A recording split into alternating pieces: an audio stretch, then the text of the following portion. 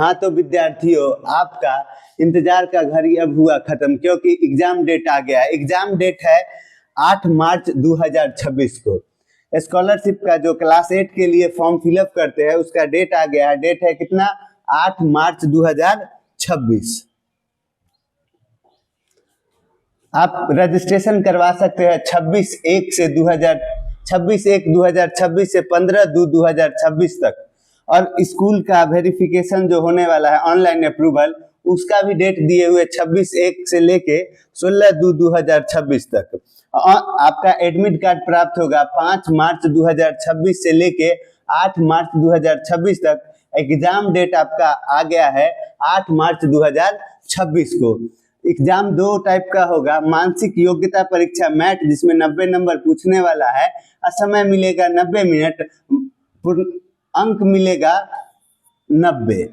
शैक्षिक योग्यता मैं सेट का एग्जाम होगा, कुल प्रश्नों की संख्या 90 होगा, पूर्णांक 90 होगा और समय मिलेगा 90। जो निःशक्त है, जो मतलब निःशक्त केवल नेत्रहीन जिसका आंख में दिक्कत हो, उसको मिलेगा 120 मिनट। सामान्य जनरल कैटेगरी के विद्यार्थी को 40% अंक प्राप्त करना होगा, जबकि अनुसूचित जनजाति निःशक्त के लिए 32% है। लेकिन अगर आप 40% लाते हैं तो आप मेरिट में आ जाइएगा, इसका कोई चांस नहीं है। राज्य के जिलावार कोटे के अनुरूप न्यूनतम आहारता या उससे अधिक प्राप्त अंक वाले सभी छात्र छात्राओं को मेधा कर्म के आधार पर चयन किए जाने वाले छात्र छात्राओं के जिलेवार कोटिवार कटअप तय किया जाता है।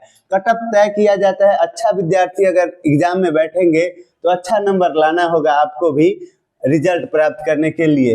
देखिए क्या दिए हुए, क्या क्या होना चाहिए आपके पास।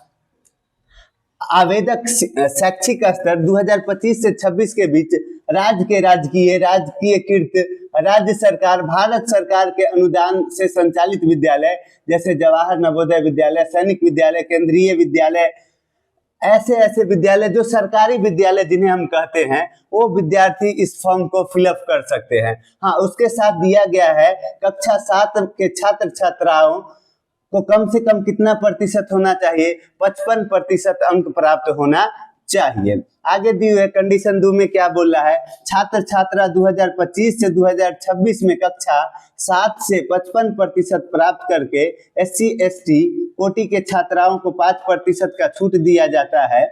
और उनका सभी माता पिता के आय का स्रोत कम से कम कितना हो, ज्यादा से ज्यादा कितना होना चाहिए? 3.5 लाख। वही आदमी इसमें आवेदन कर सकते हैं। आगे दिए हुए कंडीशन 3 में अंतिम रूप से चयनित छात्र छात्रा 8 की परीक्षा में न्यूनतम 55% अंकों के साथ उत्तीर्ण करना आवश्यक है। अगर आप एग्जाम देते हैं, एग्जाम पास हो जाते हैं, तो आपको 8वीं कक्षा में कम से कम कितना प्रतिशत लाना होगा? 55%। तब इस फॉर्म के लिए आप क्या हो सकते हैं? उस फॉर्म के अनुरूप आप काम कर सकते हैं। परीक्षा शुल्क, इस परीक्षा हेतु कोई शुल्क दे नहीं है, इसका फी कोई नहीं लगता है। मैं एतद द्वारा घोषणा करता हूं या करती हूं कि उपयुक्त सभी तथ्यों के ध्यान पूर्वक पढ़ लिया है तथा पढ़ समझ लिया है। मुझे उपयुक्त पर कोई आपत्ति नहीं है। 5वां में आपको घोषणा करना होगा कि जो दिया गया है उसमें हमें कोई आपत्ति नहीं है। परीक्षार्थी की संख्या के अनुरूप परीक्षा केंद्र सभी जिला मुख्यालयों में निर्धारित किया जाएगा। सभी आपका जो परीक्षा केंद्र होगा वो जिला में होगा।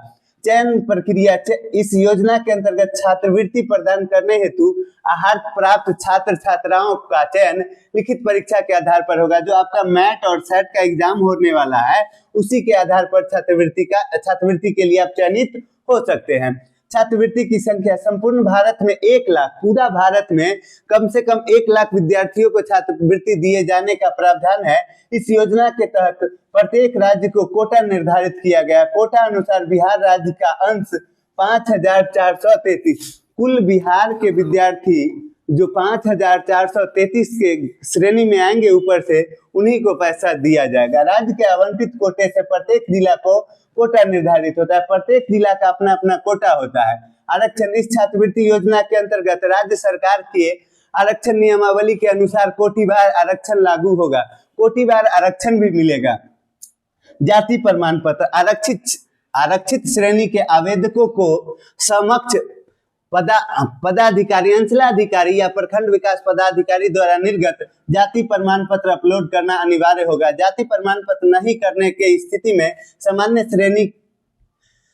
सामान्य श्रेणी का विकल्प चयनित किया जाएगा। अगर आप जाति नहीं लगाते हैं फॉर्म फिलअप करने समय तो आपको क्या सामान्य श्रेणी में रखा जाएगा।